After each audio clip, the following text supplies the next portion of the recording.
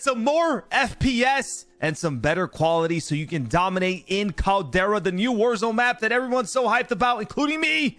I absolutely love it. It's been a blast. You know, leave it down in the comments below what you think about it. I know some people have mixed opinions, but I'm actually curious what you guys think.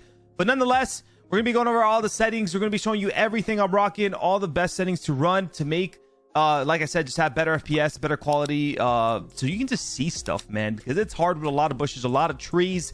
And obviously I do play on controller, so I'm gonna be showing you guys the best controller settings as well to help you beam. And yeah, just beam. So enough talking, let's get to it. Settings, quality, graphics. No, let's go to display first. So obviously full screen. I am rocking a 3090. We got 240 refresh rate. Make sure this is always at 100 and usually at your render resolution, because for example, when I first loaded up this game, it was all the way at 150, and that will destroy your frames. The quality will look a little better, but you want to make sure it's on 100. I do have this disabled. I have this on 100. I don't know if it really matters, but that's what was really recommended to me by someone who knows their stuff. For brightness, I have it on 52. I don't really like 50. I feel like you should always have it like 52, 53, 54. It just helps seeing around the map a little bit better. VSync, 100% disable this. It will destroy your frames. Custom frame rate, I have this on limited. You can put this on custom and have this on 60, so you're not really running too hard on your computer while you're playing, and then just cap this at like 240, 250. But I just kind of have it on limited. Actually, you know what? Let's put that on custom for you guys. Display, I got 2.2. NVIDIA highlights disabled, and I have this on enable boost. I usually have this on enabled, but for some reason, you know how this game and this map just gives you these random packet bursts and these random lags and all these things. And when I had it on enabled, it was kind of stuttering, it was kind of lagging, and I put it on enable boost, and it slowed it down. I still get it, you know, the game is not perfect, my computer's not perfect, but I feel like it helped low-key, so I just have it on enable boost. Now let's go to graphics. I am a 120 FOV type of guy. I used to play on 110. I just feel like in Warzone, the higher the FOV, usually the better. You can just kind of get away with it in Battle Royale and Warzone. I do play on affected. I think affected is pretty much a must if you're playing on a high FOV. So make sure, you know, try to stick to a higher FOV if you can. Put on affected. Camera movement, this is very important. Make sure you lower this all the way down. It's going to make your screen look a little bit more controllable. You know, it's not going to be all over the place and shaky and like kind of like this motion blur type of thing. Streaming quality, we got it on low. Texture resolution, we got it on low. Some people like this on normal. I'm trying to obtain a little bit more frames, so I'm keeping it on low. Texture filter, anisotropic. I don't know if I said that right, but I have this on high. This obviously improves the quality a bit, and it doesn't affect your RAM really, so it's good to have this a little bit higher. Particle quality, I have this on low.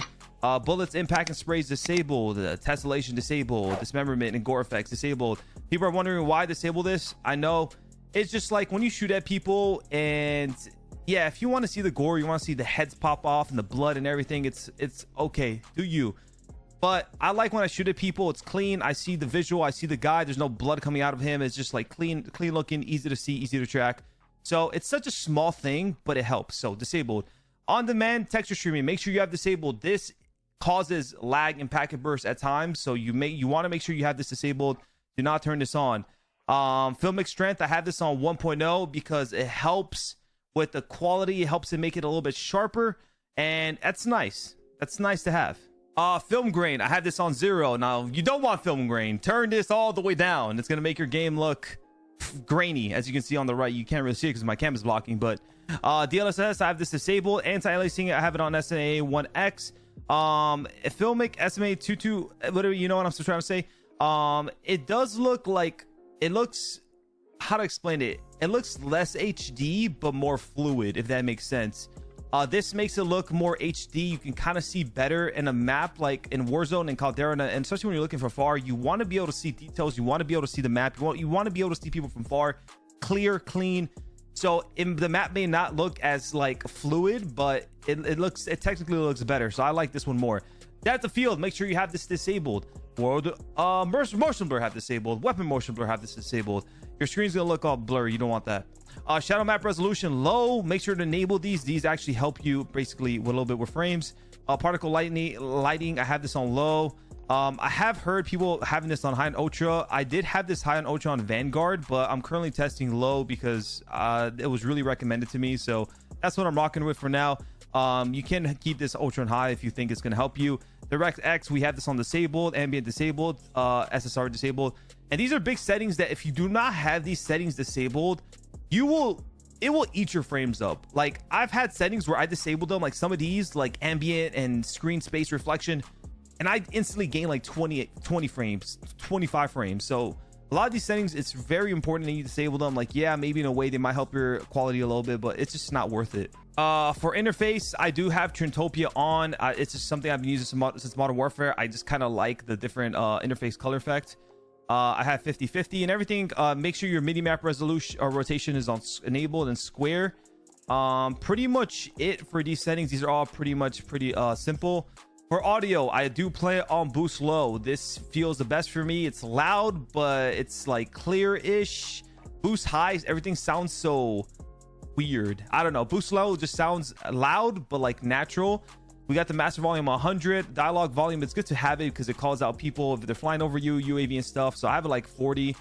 Effects volume on 30. I have a Go XLR, so I'm able to, you know, if I want, like, if you don't have a mix amp or Go XLR, then you maybe want to test this a little bit more. But I'm able to kind of raise my volume really high or slightly lower it if it's too loud for me. So this is kind of my settings. I do have the hit marker classic. For my voice chat, I just have the stuff I use. And for the last setting, and the last important thing, I am a controller player, and I'm sure a lot of you guys are watching this are probably controller. I don't want to say everybody, but I am controller gang. Hey, leave a like if you're controller gang too, baby.